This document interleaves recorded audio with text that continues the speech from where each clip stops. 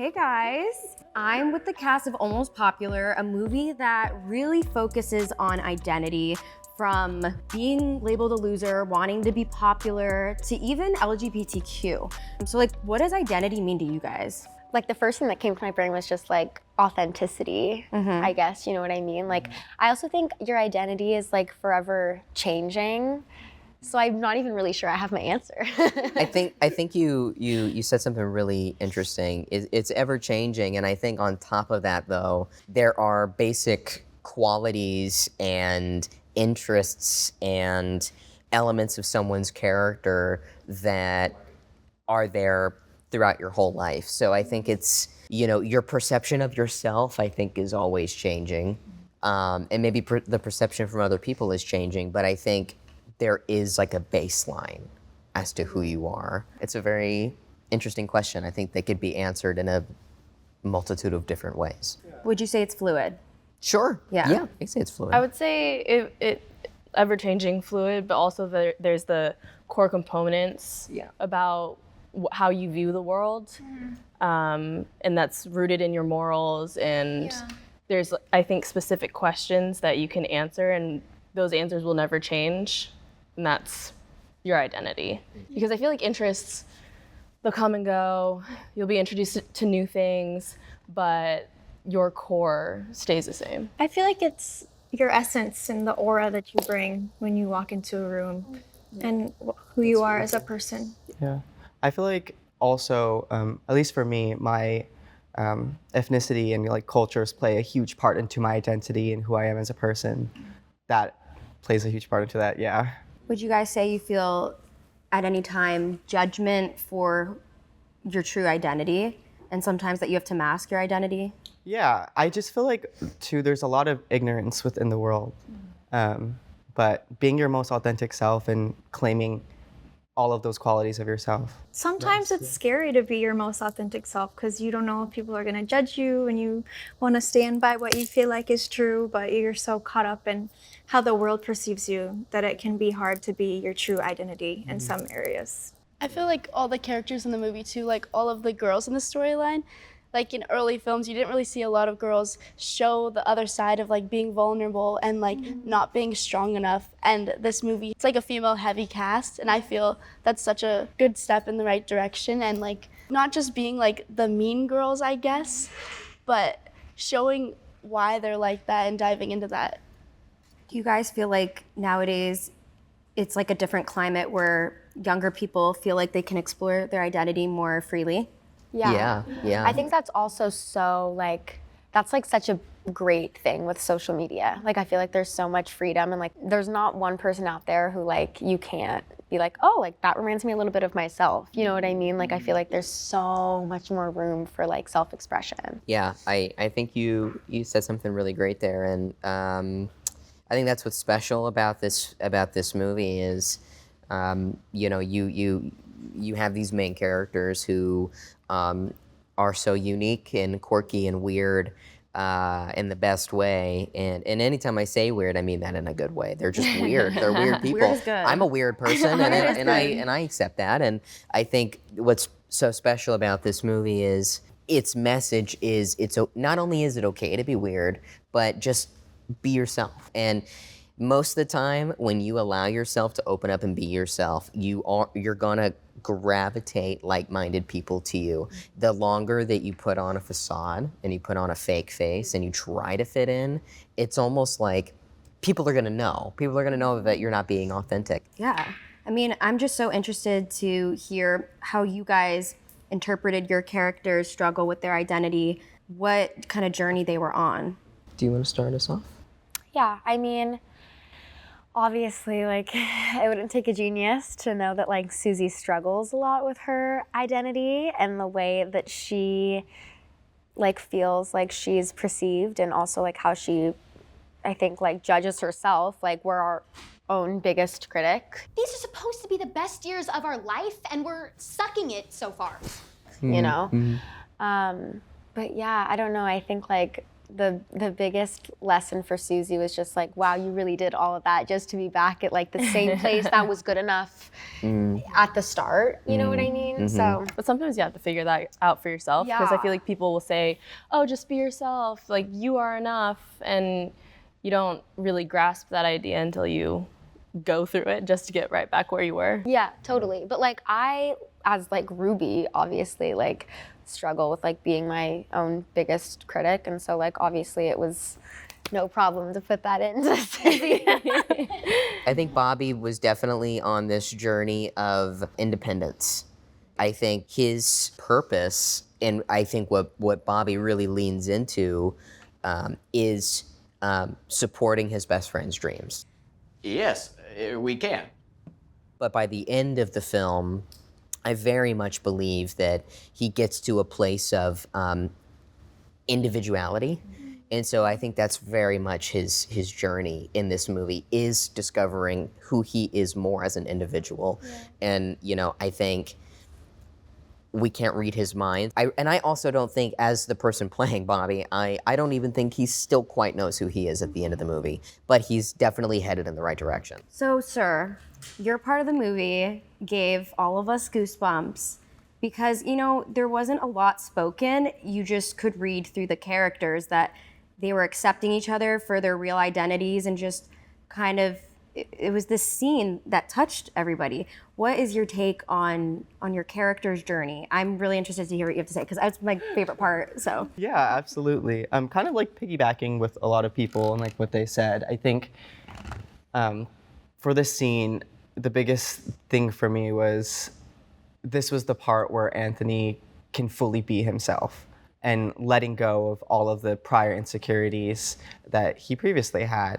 We don't hear a lot from him, but when he does say something, I feel like they all are impactful, and especially with that specific scene, that was just him taking the mask off and allowing himself to experience things and be himself without feeling scared or guilty for it. Now, like speaking of that, I'm sure that scene is going to inspire a ton of people who are maybe on that same journey, and it makes it seem not as scary. But I'm just curious, you guys, have you ever felt seen or represented watching a specific character in a movie or TV show growing up that really like woke you guys up to who you are? I think, honestly, bringing it back to when I was a kid, watching Wizards of Waverly Place and seeing Selena Gomez on my screen and being like, wow, like I'm seeing, you know, another Latina like play a huge role and become so successful in a Disney space where I didn't grow up seeing a lot of that. So that was like really important and definitely shifted my life in a positive way. And now that's why I'm here today. I mean, she literally inspired me to be an actress, so. Yeah, I feel like mine was actually so recently. I was just talking about this before we did this, but I was like, has anyone else seen Thunderbolts yet? Because I just wanted some nerds to talk about it with, but no one's seen it.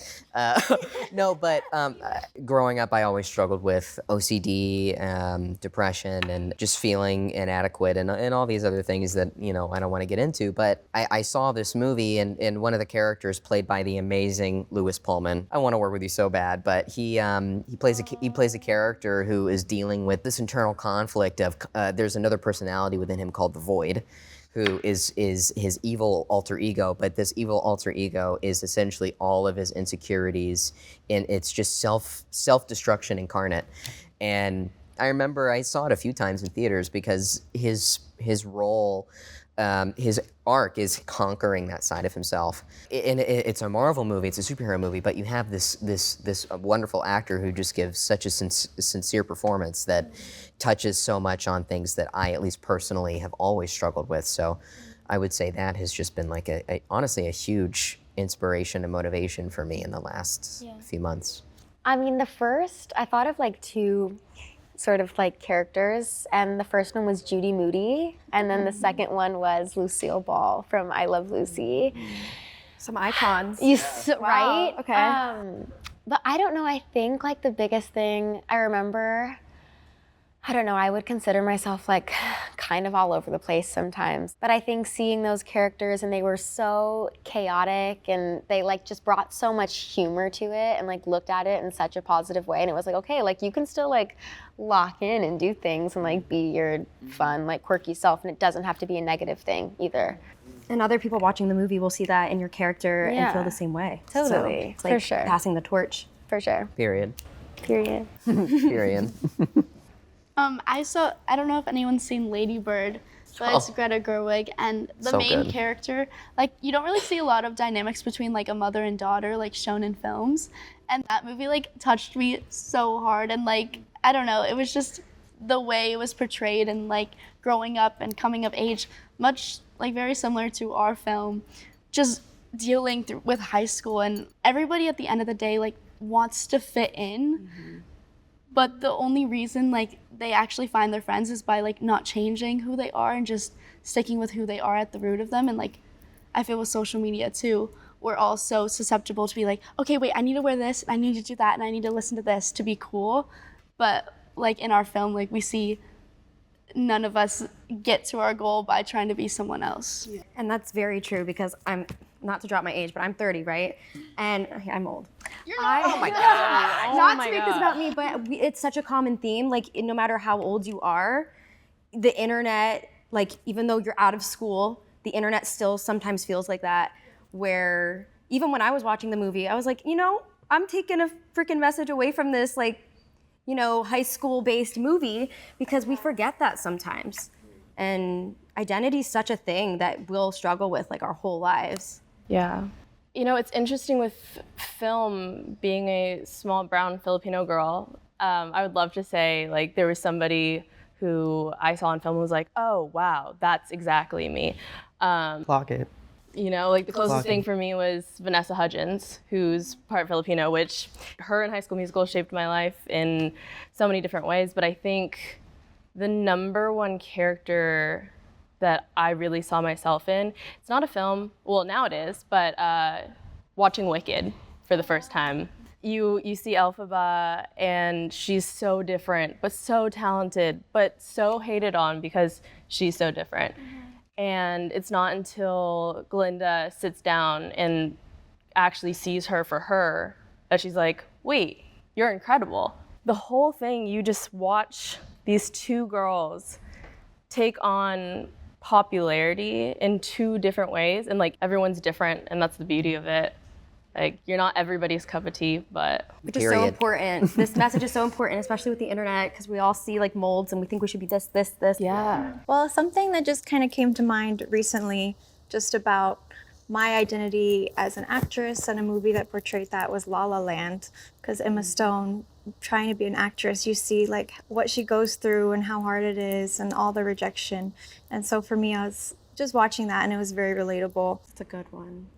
It's too real. It's too real. And even with, you know, falling in love with someone and their lives not working out with yours, it's like, That end montage. it's just so heartbreaking. I think for me, kind of like piggybacking off of what you said, it was kind of hard to find someone within media who portrayed an accurate representation of me. And like I said, my culture is such a huge part of my identity and who I am.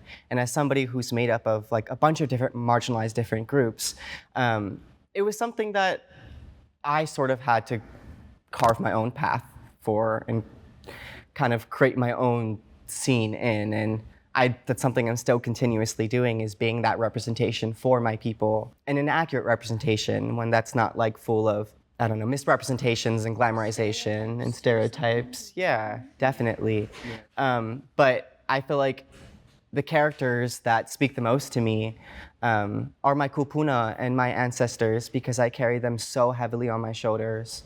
And their habits is something I like to keep close and utilize as much as possible. So Bobbie's character, there's scenes where you think, oh, wow, this kid's gonna be the next president, and then suddenly in the privacy of his room, he's putting on heels. And you know, he's wearing makeup, he's self-expressing, but he never says I'm this or that.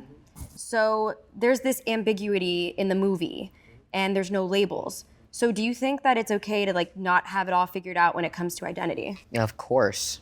I mean, honestly, I would be incredibly surprised to meet anyone in my entire life who would ever say at any age, I have it all figured out. And honestly, I think that's comforting. I think it was important for me as an actor, when I read the script and I was going to take on this role, it was important to me that we were realistic with Bobbie, and that Bobbie could be someone that anyone can relate to something about his character.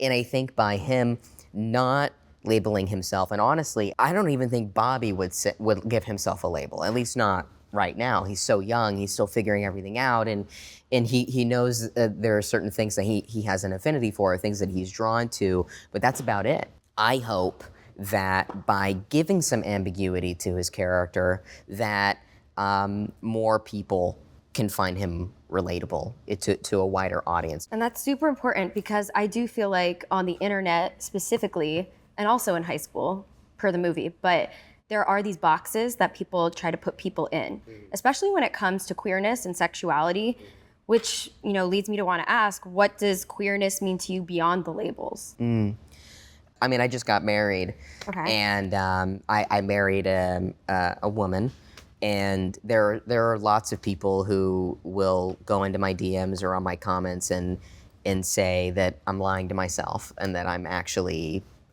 gay and I'm lying to myself, or I'm this and I'm lying to myself, and it's really sad because I've never actually stated what my sexuality is.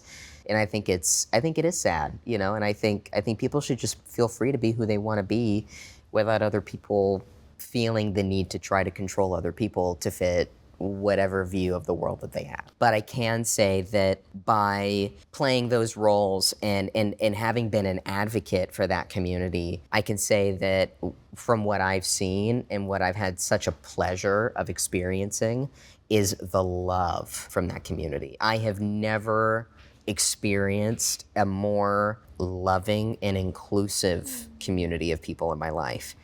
I'm interested to hear your take on this. Yeah, I think for Anthony's character, what's really interesting is he's a jock, and he has his group of boys, and he plays football, and I feel that is often not perceived as something I feel like a gay man would do, or is something that they're a part of. But I think what's so beautiful is that this film kind of took that stereotype of person and was able to really show his true colors. And it really took seeing Bobbie and seeing him just fully be himself in order for Anthony to live his true self and take that risk and go after what he actually wants instead of kind of following the pack.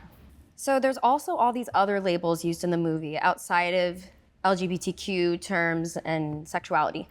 There's popular, loser, try hard, nerd. We've all heard these, or been called it. How do you think that shapes the high school experience, and have you guys ever dealt with that yourselves? Absolutely. And in this generation, with I feel like a lot of us up here have so many young people who follow us, and especially young girls. And social media is changing the way these kids are growing up now. And I feel with Almost Popular, these girls seeing Susie and her seeing her be her authentic self, and even us throughout the film, we all want to fit into this box, but by the end we all end up finding who we are and going down our own paths. Okay, speaking of, maybe you guys won't relate to the high school thing because I personally don't know your schooling situations. We're all in the industry, so I don't know. But the internet, there is a parallel to, you have to show up and you're presenting yourself, how you kind of want to be perceived, the same way you would in high school. So do you ever feel the need to reinvent yourself on the internet the way you would in school? Specifically your character too, because she felt like she had to totally do a U-Haul on her life and be this whole different person. She did. Yeah, she literally went through it all. Yeah. See that? Alan is looking at the pop girls. And if I were a pop girl, he'd be looking at me too. Have you ever felt the need to reinvent yourself the way your character felt, the way she needed to just scrap her old self? Oh my God, yeah, for sure. I'm just interested to hear about this. Bella said something earlier where she was comparison is the thief of joy. And so I think I could go on Instagram 5 minutes from now and see something that I'm not and be okay, I need to reinvent myself and post something that makes me look like that. So absolutely. And I'll actually almost every time I go on social media. Yeah, it's a lot. And I'm in the midst of a shallow adolescent phase. She is. I feel too, being in the industry, kind of like, I don't know about like all of you guys too, but I feel like as a child actor as well, the internet is so strange because you have to kind of sort of, in a way, put on a character in order to like, I mean, there's ways of obviously like not doing that, but I find often that people have to put on this character in order to like be successful within it. And that's really hard on a person, and yeah. You guys are like literally like dropping so many points, and I'm just glad that young people can watch this and hear, you know, they probably look up to you guys and your characters, and they get to watch this and realize the things that they're going through, like you guys feel it too. But it's true what Sir said, like everything's becoming so connected with the internet and the industry. It's like if I post something and it doesn't get a lot of likes or it doesn't blow up, I'm like, oh no, is that like a bad reflection of me? Or so it does affect how I use the internet now. And as much as like the internet is a negative place, I feel with social media in this age, like it's turning more positive. And just like this film, it's like there's more people represented because everybody has a voice, it feels like. So it's nice to like, you could go online and kind of find someone who's on a similar path than you. So Well, I think the like Susie's biggest takeaway from the movie, like towards the end, is just self-acceptance, which like obviously is a lifelong journey and mission. But although I think Susie is still like working on it, and obviously like the movie ended off on like her and Bobbie, like it's just the beginning for them, and like they're sophomores in high school, so like they have so much to do. But yeah, my goal for her is just like ultimate self-acceptance and just like being herself. And I want that for Vicki too.